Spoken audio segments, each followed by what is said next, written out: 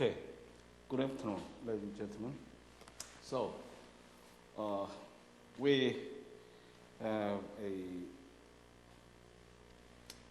midterm exam and it's final day. How is it on progress? Good? Yeah. Yeah. So, we have some difficult area of public policy in Great Britain last class about a reform of a judicial profession. So, I have introduced some comments from also a suggestion from a Royal Commission about the ways of dealing with a nature problem and also some suggestion. Actually, it is a difficult problem and we encountered some deep concern about a historical context as well as the social needs and demand from the environment to change is very pressuring, but that is not amenable to easy resolution actually. Nowadays, leadership studies and also organization change are a hyperbole issue over a growth of a public agenda. So you can see some different perspective which is potentially possible from other discipline, for example, public policy. So the interdisciplinary involvement may also allow us to have some insight, which could be arise from different angles. For example, Van der Ven, who is one of the institutional researchers, raised a point about a basic tendency now the contemporary world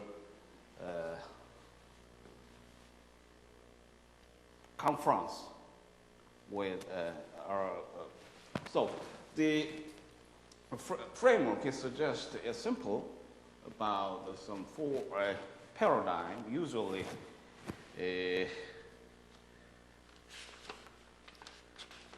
occasionalized through our experience. One theory comes in terms of a teleological theory. So, do you agree if teleological theory of organization change may apply to the context of Great Britain? Actually, the tradition of intelligence is very realistic in the context of Great Britain. As you see, have you know the word AK.EDU.CONSULTING, who is a famous political theorist and also diplomat, and considered one of great proponents about realist viewpoint about world politics and also particularly the European politics. And also there are other circles newly emerging in the context of the United States, what you call neo-realist.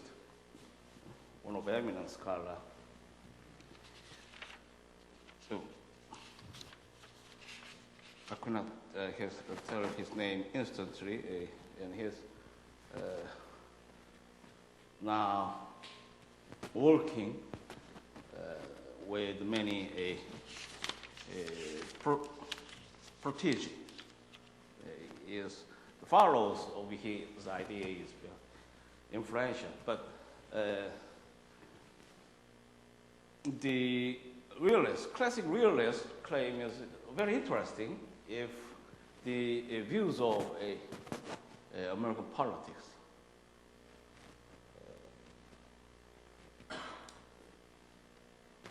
are not adequate to explain the integration of European Union in more persuasive way. So they saw their theory as historical, and against the realist exposure of European people. So how do you do it? So their point of assertion is a neorealist. I mean neorealist, is that the European Union needs to advance to more extent of integration. So they may not envisage a complete form of a constitutional democracy in European Union, but their point is to increase the intensity and extent of interplay within the European politics more radically and progressive. But nearest viewpoint based in Great Britain is a little different. In some sense, completely different to acidly criticize neorealist viewpoint. So the realist group of political scientists are the leading figure working on the base of Chicago, University of Chicago. Very influential. So it is a contrasting viewpoint. Although the title can have high potential to convert to say realist and neorealist. So we may not propose a definite solution to the reform of a British tradition, but in the context of realist viewpoint, history is very important. So as we see, the conservative ethos are highly echoing, kind of a preserve of judicial people, very traditional, and come in intransigent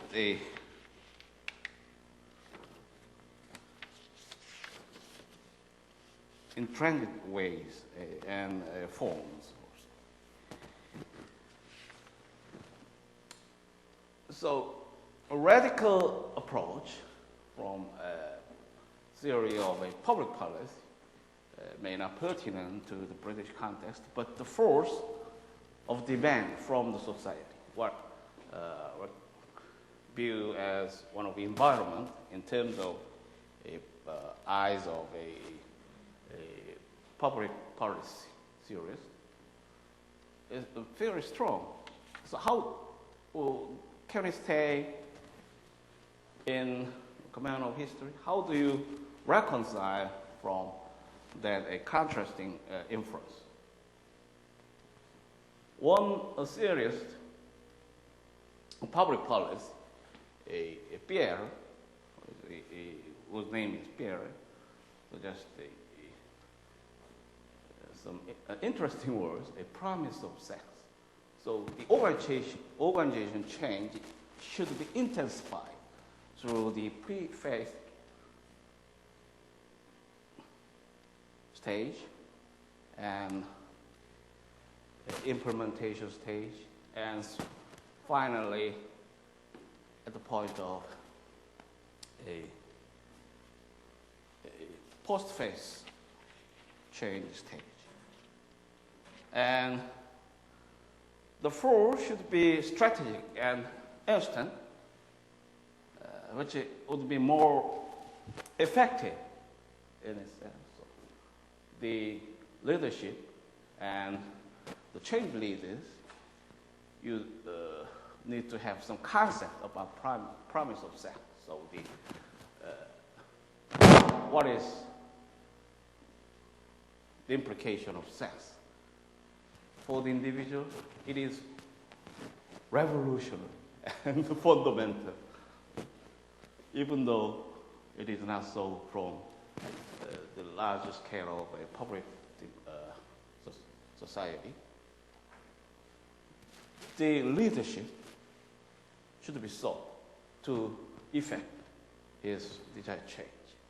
So upon the end of this reform agenda, the leaders and followers can reshuffle themselves on promise of sex. You're adult and college student. So you're now undergoing a midterm exam. I'm not sure. But if you finish the exam, you may present time. So but how do you agree if the Great Britain has failed, so extended in historical predisposition to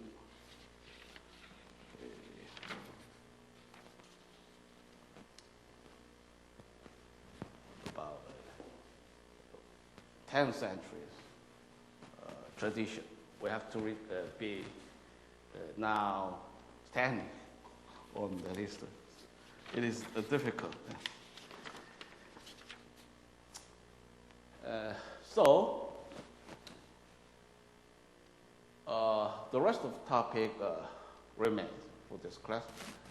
We have the issue of a judicial structure in Great Britain, judiciary. How we complete that part, and in this class, I mean by judiciary, some cultural aspects of concern. So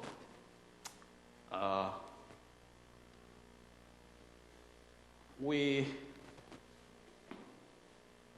can see the practical dynamism, how the judges are selected, and also the kind of a traditional factors in shaping the judicial force, and it's a form of a personal matters, and the basic points about ways of interaction in selecting judges, and so we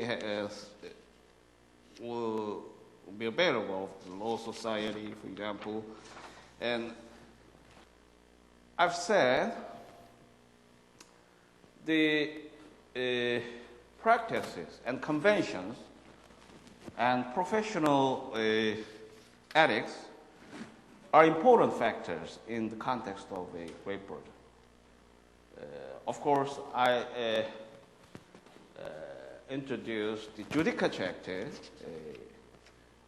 realized in middle of the 19th century. So the period is important in terms of a public reform in Great Britain. But in many aspects, now the practice conventions are more influential.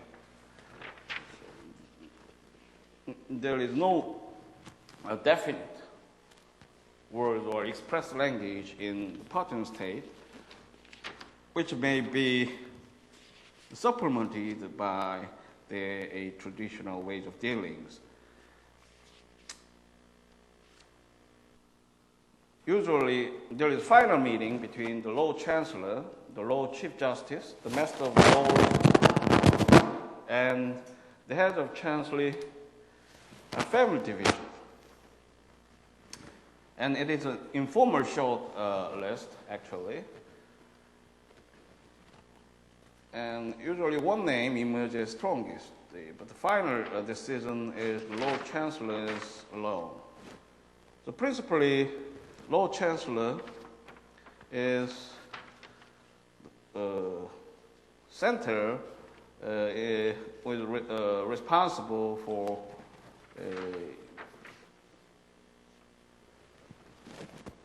shaping of judiciary in terms of personal matters. And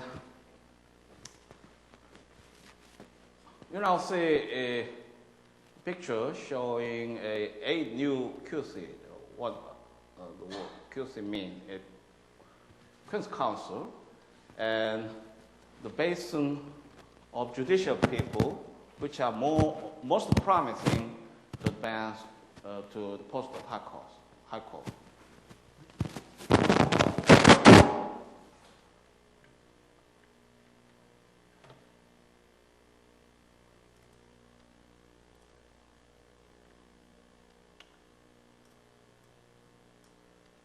And in the course of discussion, we will be indebted to three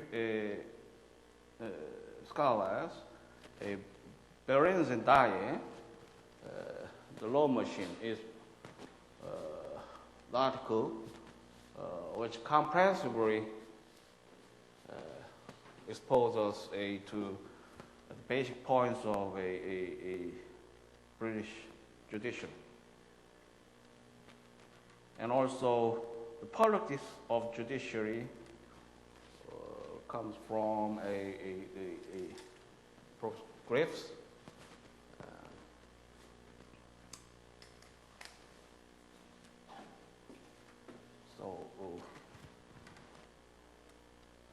I hopefully expect a good vehicle to show the essence of the politics of judiciary in England. Then we'll move forward to the next topic, a titled Procedure in England. And the first chambers underlies civil procedure. How do you perceive this way of approach? Usually, the lawyers of the United States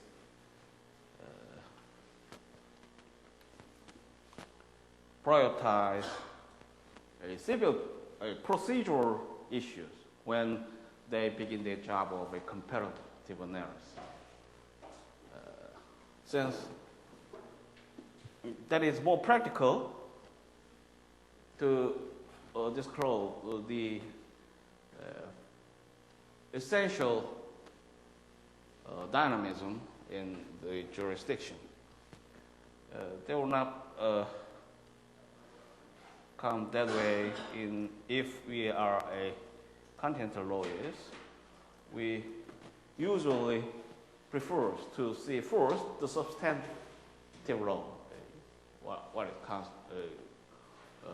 what is a civil law, content civil law. So what is sources of law? Of course, we'll complete some basic nature of a substantive law, but we will get further in the purview of a sources of law, which is more extensively dealt with later.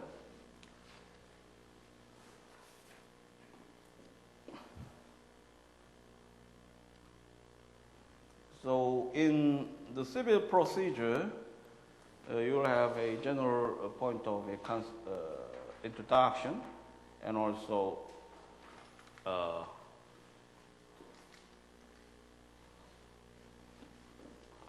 should be considered the jury system, which is very essential in describing the nature of a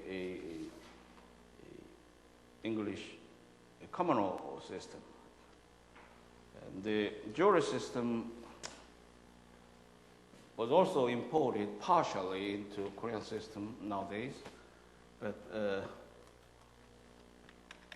as I've said, the jury system entails a peculiar context of historical development. Now, be well considered to be shroud of a democratic virtue. So the jury system is now argued as one of a critical essence to support the democraticism. In terms of a comparative viewpoint, the historical week is interesting, and I excerpted two pictures which centers on the historical point of a jury system. Why are we unavailable of jury system in continental tradition? So the previously, from the advent of a jury system, there were trial by ordeal, which is very persecuting and inhumane. And modernized, it is a very distorted system.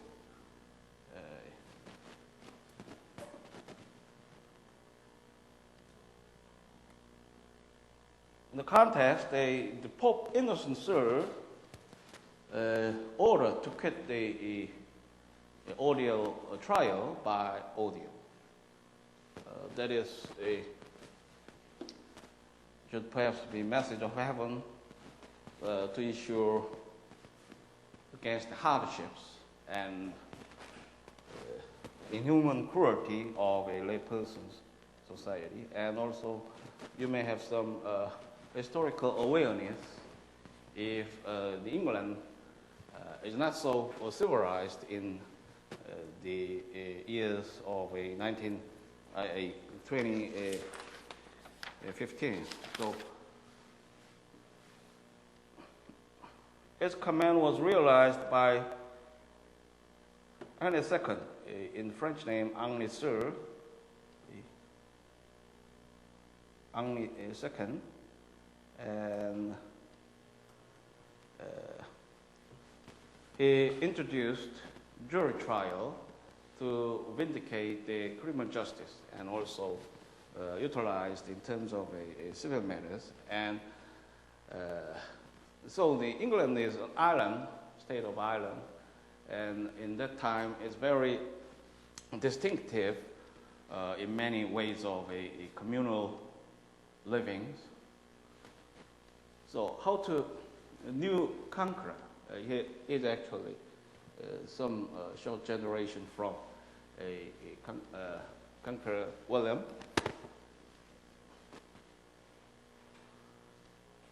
His business is also a fortify the conquest in many contexts of state affairs. So, and in that time, the England, in terms of a judicial intelligence, is less developed. So, against the continental state. So this command from Pope is a unique challenge, which is compatible with his political needs and also challenging at some point. But he accepted the command and implement the system of jury, which will be primitive in forms and extent, but it creates the historical point to make a jury system available. So he is practically responsible to jury system. and idealistically, pop innocence is responsible.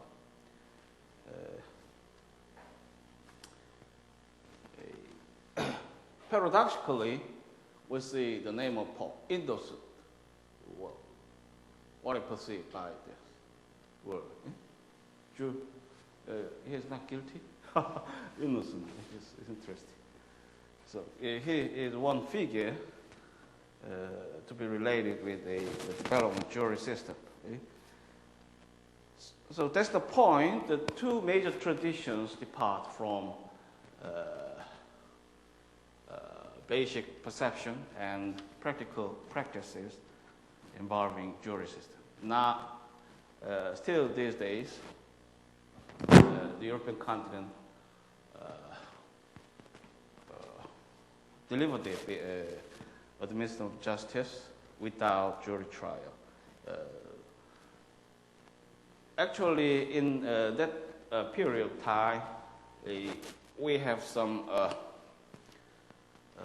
evils, and for malicious application of a humanistic law. So we generally conceive some idealist form of law from the Roman Empire, but that is not the case, which involves the political context of a state management. Actually, in the European continent, a legal culture is more civilized and relatively possesses the character of a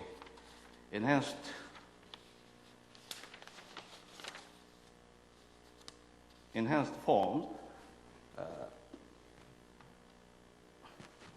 and so they waive to pursue the justice of law without a jury trial. Instead, they have a high potential of devising some other instruments to respond between harsh nature of a inquisitorial system and some civilized needs of what are the elements in the context which you can point out. So how about evidential law or adverse system also would be useful.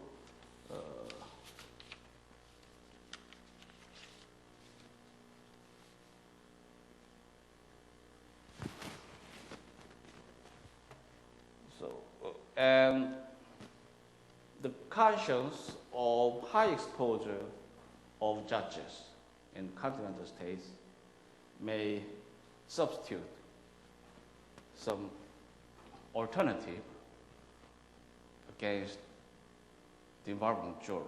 Do you agree? They are actually high experts of a classic law, Roman law. So they may get better without jury. That is not the case in Great Britain. Do you agree?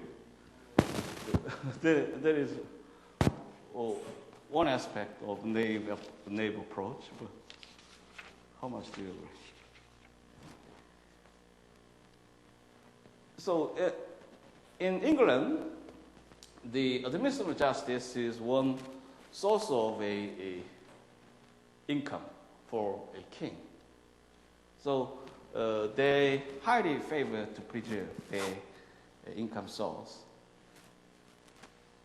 And they have to devise some shrewd ways to appeal. Their culture may be distinct against the continental state. So the only way to address these complicacies may be found in the lay person of a community, a neighborhood, are very powerful source to support the justice. So if the party won 12 judges, therefore, they have won the case.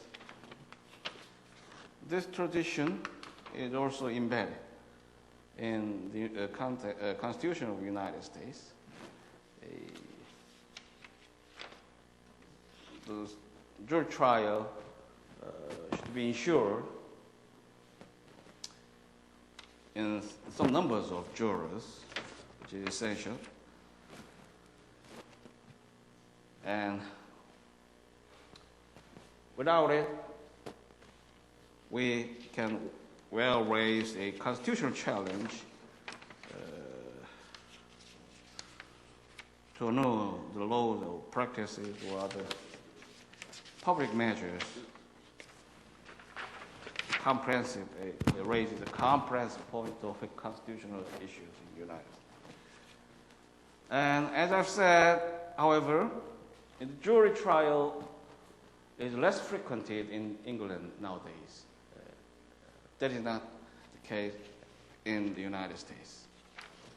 And also, we introduced the system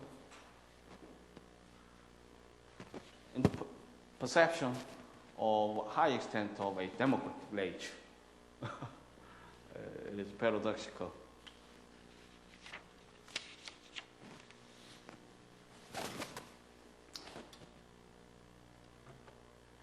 So we'll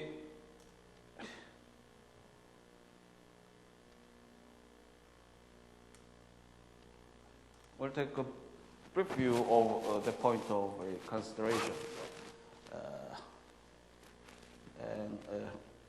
The introduction by Lord Devlin on the article of trials by jury is interesting. We'll make time to see that. And in the course of discussion, we also have some assistance from American peer, Kaplan, featured in Michigan Law Review. The article is titled "An American Lawyer in the Queen's Court: Impressions of English Civil Procedure." So the article points to a difference between two legal traditions, and also diverge and some extended points of sharing between legal, since they are common countries, of course.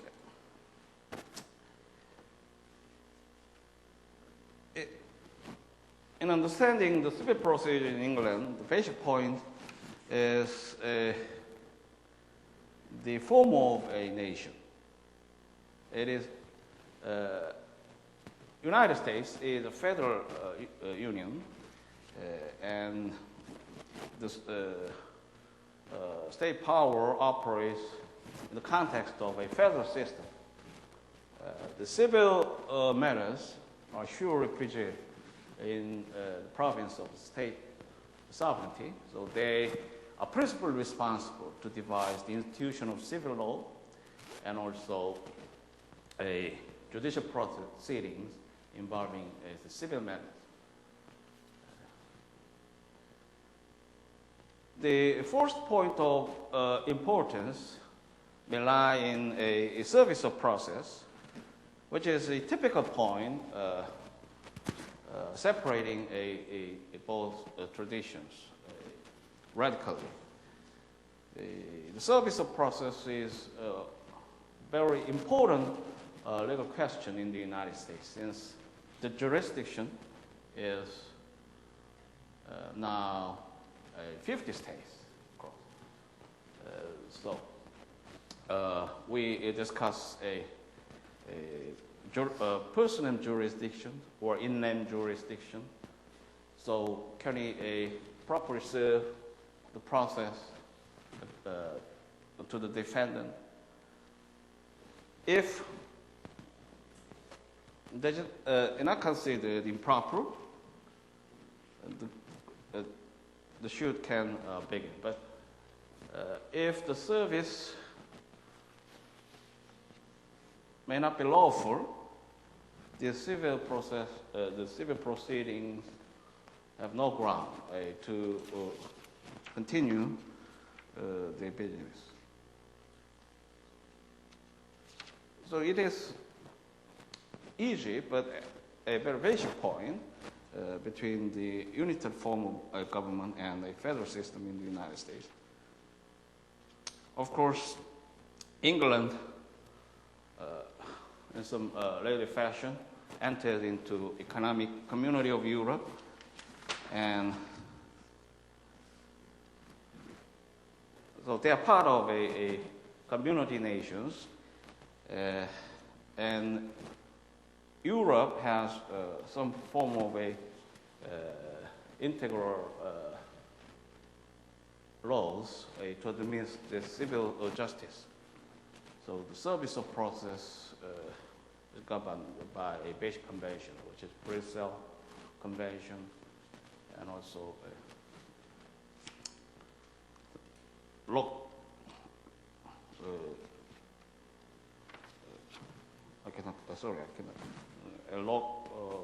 as there are two basic conventions in Europe, and they are highly cultivated to even to introduce the point of agreement about a jurisdictional competence.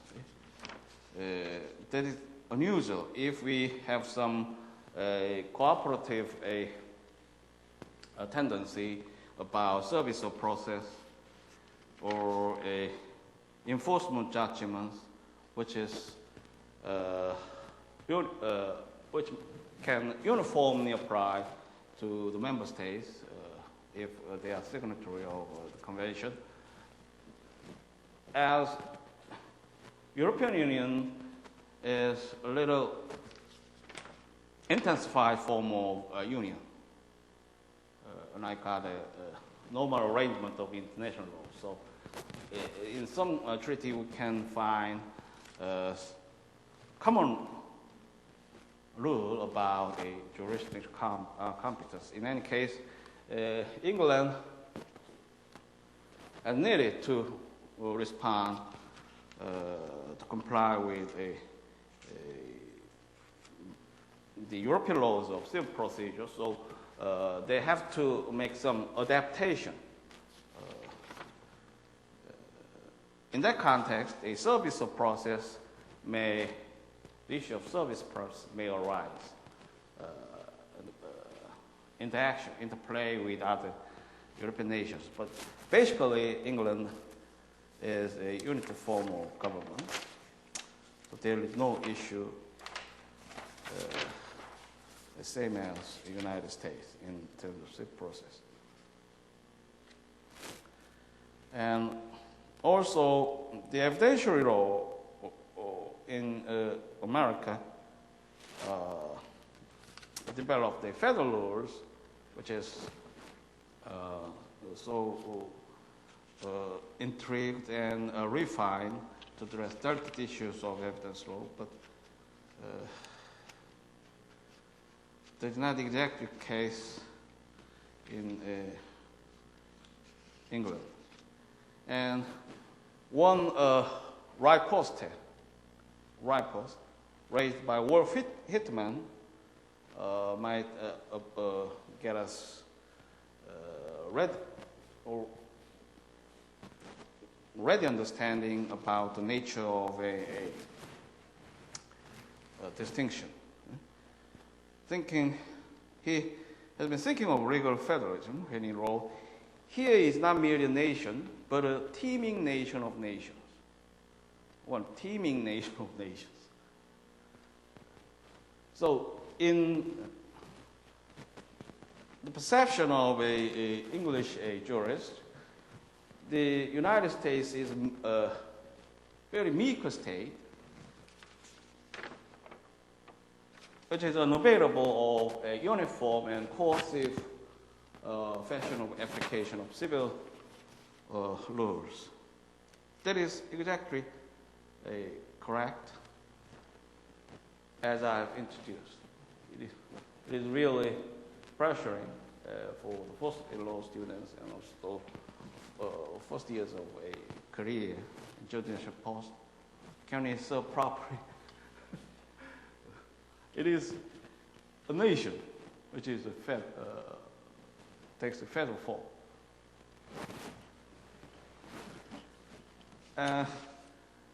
So that dilemma was remedied in the famous case, the international shoes, which allows each jurisdiction a more flexible and extensive engagement about a judicial matters. Now, a minimum contact theory was devised. So the competence of jurisdiction may well be established despite diversity of parties, civil actions. And as follows, the long-arm statute was adopted to legalize the extensive form of a state civil jurisdiction, which allows to disregard most of the cumbersome hurdles of interstate inquiries. So now, most state court may find some niche to establish their jurisdiction if any contact may be erased. It may be so minimal, but in the least, some point of nexus should be lie in any way, in theory.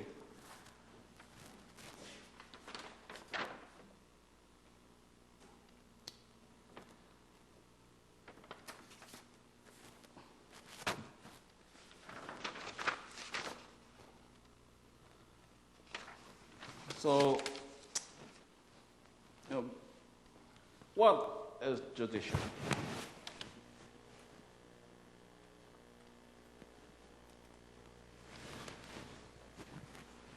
How do you substantiate it? There's a question posed us. So, let's see. Very young judges are not encountered in England.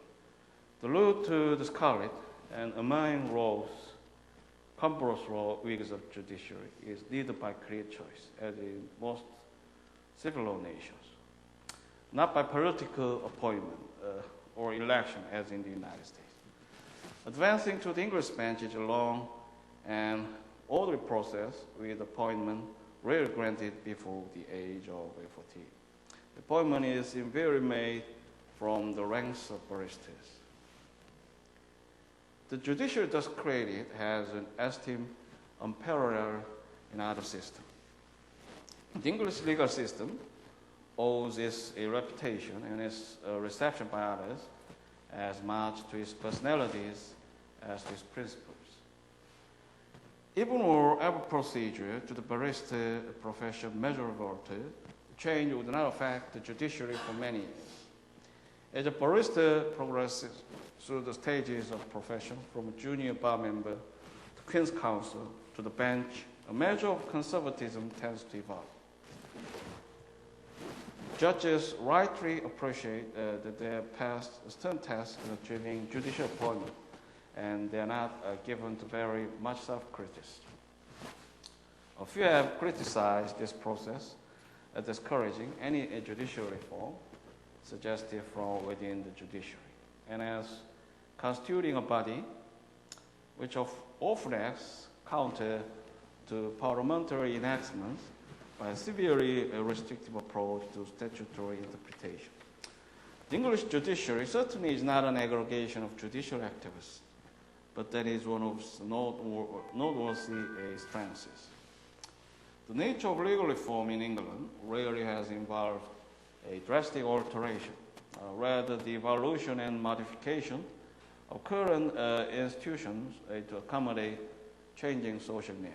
There is no reason why the legal profession cannot adjust when necessary and avoid the dislocation of any extreme and abrupt fundamental changes. The current structure has matured over centuries and is viewed from many areas of the world as a crucial structure to an orderly society, as an irreplaceable backbone to a system which has provided strength to the nation in numerous times of national crisis.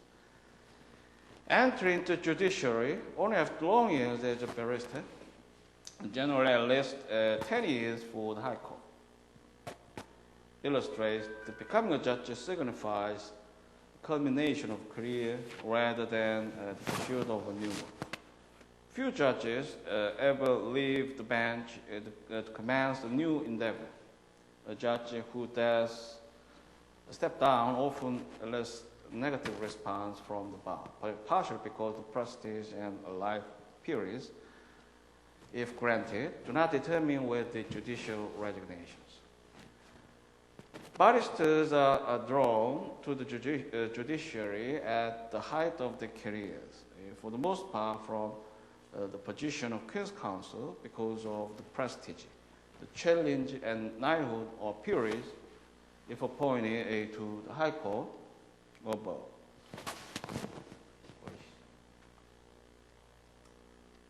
What does, I suppose, inadequate point?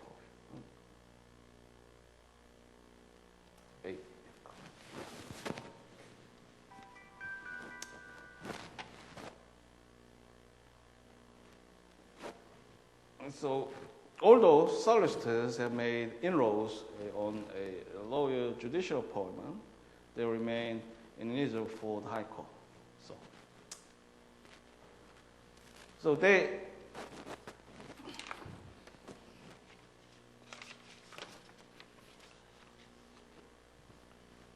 we talk about backlash from the public concern.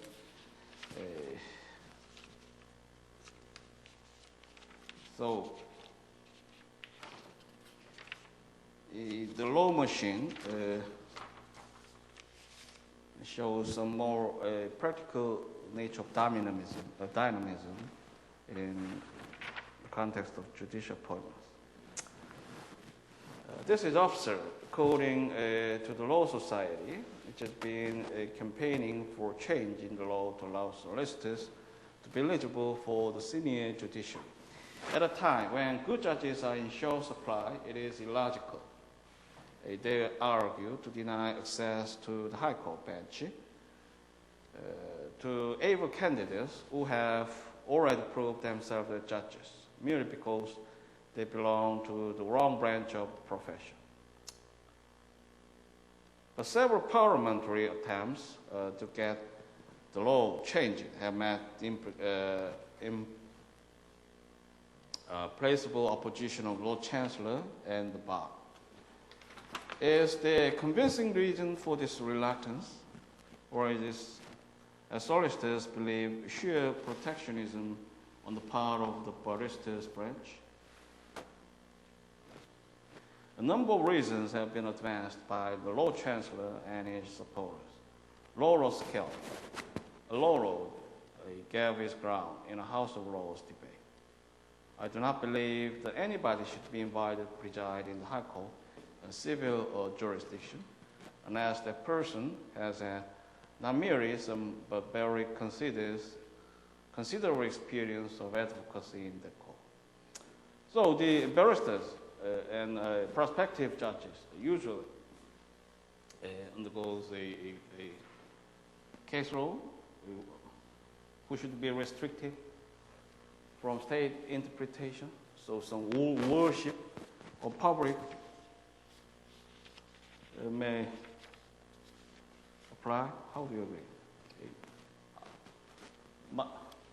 Much banknotes to deal with and advance the position. How about solicitors?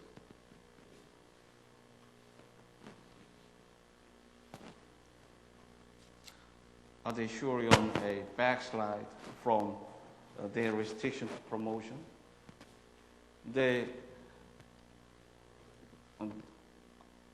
how much just cost they entertain to administer the job duty?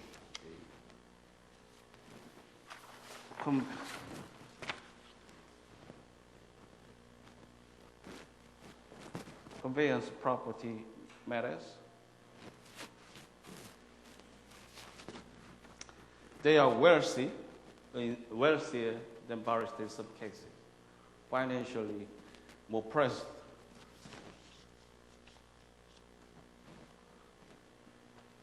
That may involve some practical points to make a straw out. Law Edmund Davis, a former lawyer, the bar is experienced in holding the client at a distance, and I think that is ultimately better preparation for the bench. The Lord Chancellor, Lord Harrisman, is a demon. The experience practiced in the High Court is an essential prerequisite of being a judge there. He points out the solicitors can always transfer to the other branch of profession and become barristers, thus rendering them eligible to be High Court judges. The late Lord Widgery, who was Lord Chief Justice until 1980, all started off as a solicitor. So did Sir Robert Maguire, Vice Chancellor.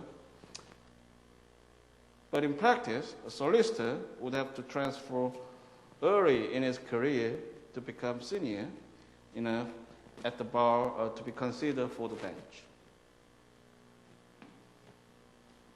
The Law Society says in a recent paper, it is a cited paragraph from Law Society. Many solicitors specialize in advocacy and spend most of their working life in court. Conversely, many barristers spend little time in court and much more on paper. Many more clients are represented in court by solicitors than barristers. Although through historical action, solicitors have no right to appear in the High Court. They deal with the bulk of preparation and carriage of High Court cases, and the solicitor, whose practice involves High Court litigation, needs a detailed knowledge of High Court procedure. They argue that a number of High Court judges have been appointed who have had little experience at advocacy in the High Court without finding it a handicap. Indeed, it is not unusual for barristers who have specialized all their lives in one area of the law to become the former Lord Chancellor admits that the bar is exposed to allowing solicitors High Court, partly because it is one of the attractions of the bar that only barristers are eligible. Removing the perk of the bar would, he fears, undermine the divided profession.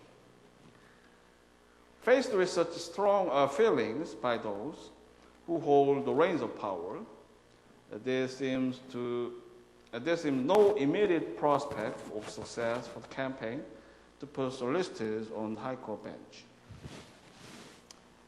There is more support in principle for another method of expanding the pool from which judges are chosen. Legal academics, professors and teachers of law are often among the most knowledgeable experts in the country in their field.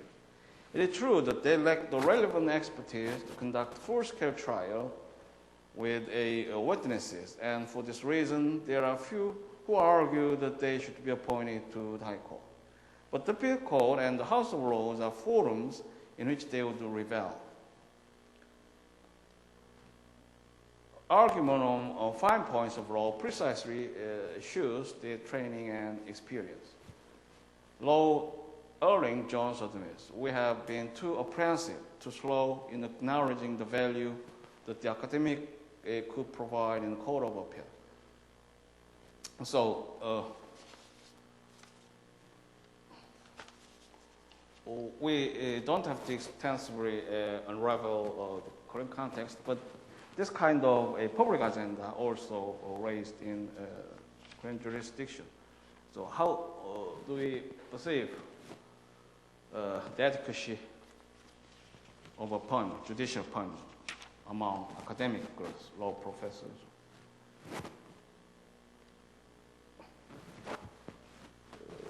How do you get compatible between solicitors and law professors? Solicitors are trained in articles, in the context of articles.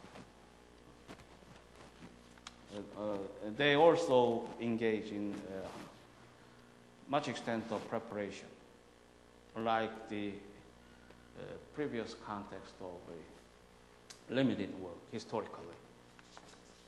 So the ways of engagement also changed over time. So social needs may be shaped in a different context. Most barristers who become judges, certainly those in London, have already spent 25 or even more years working and often eating and drinking in the ratified as some artificial atmosphere of the Inns of Court, with their obscure and ancient customs and traditions. When they become judges, the cocoon is tightened around them. The dignity of their office and the importance of being seen to be impartial and uncontroversial often demands that they distance themselves from their former habits and homes and even friends. The result can be an increasing remoteness from the mainstream of society. The longer they serve as judges, the more they may appear to be out of touch with the problems of the ordinary person. The charge is made against them that they live in an ivory tower, remote from vicissitudes of most people's early lives, unable from their lofty heights to appreciate the difficulties the less human face. How true is that? The actual process, so it is our basic predisposition in understanding the nature of profession. The actual process of choosing a judge is still shrouded in secrecy. In former days, when the bar was small, the Lord Chancellor knew all the able Queen's counsels personally and could assess which of them were good judge material. It is much more difficult now. He cannot know everyone. He has to base his appointment on advice from other judges or senior lawyers. It is largely an informal process. A judge who has been particularly impressed with the performance of a barrister who has appeared before him might tell the Lord Chancellor so. Reputation spread. Little by little, a dossier is built up. There will also be information about barristers from occasions when they've applied for lesser appointments to become Queen's Counsel or recorders, for instance. All is told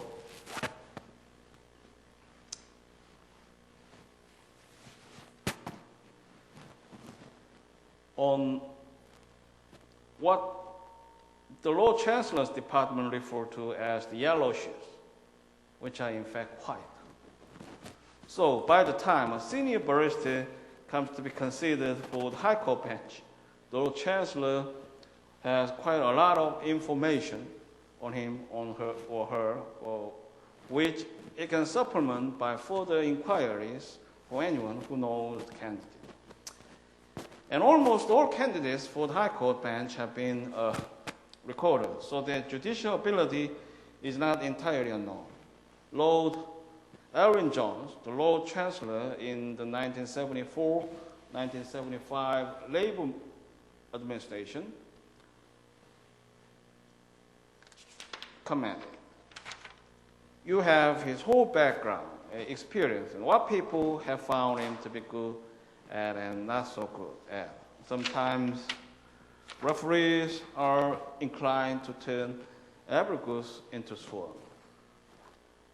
Sometimes they are alarmingly in other direction." There is finally a meeting between the Lord Chancellor, the Lord Chief Justice, and so practice a significant matter beyond the official process, which might be given in some loose form by the statute command, by means of statute command, and other ways of institution. The acceptance of a judgeship distinctively is not motivated by a monetary gain. Judicial salaries are notably less than the earnings of a successful barrister.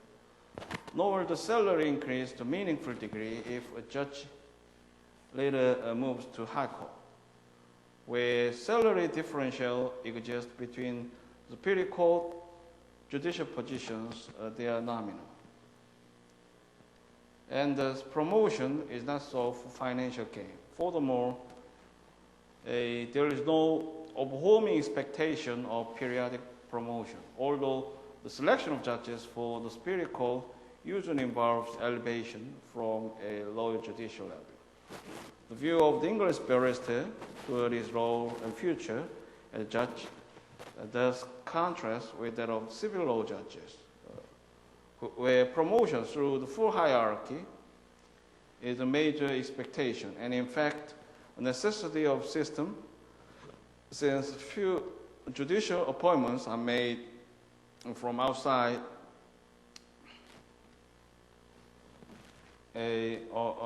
outside the ranks of professional judges. Where do the judges come from? They are often criticized for the homogeneity and the conservativeness, but they are much less often challenged for the inactiveness as impartial trials of dispute. So, as you see, the context of a judicial appointment in the United States massively about a political process, a president's and the political affiliation and the shares in the community through the past element to be elected or to be appointed. Some taste is different in Great Britain, and also we have previously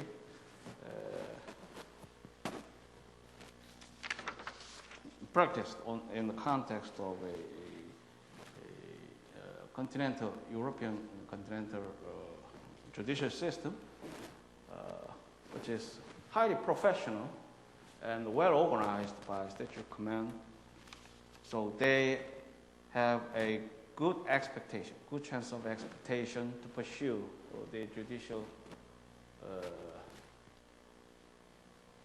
post in the branch. They appointed usually at earlier age and may get on a stable track through their lives. But there is no chance of lifetime tenure as of a constitutional issue, and also some heavy law of public duty imposed by statute.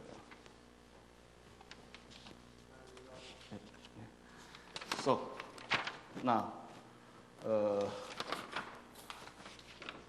class should be a discussory. So I usually feel relaxed on Friday. I came late. Sorry. The next class should concern the procedure in England.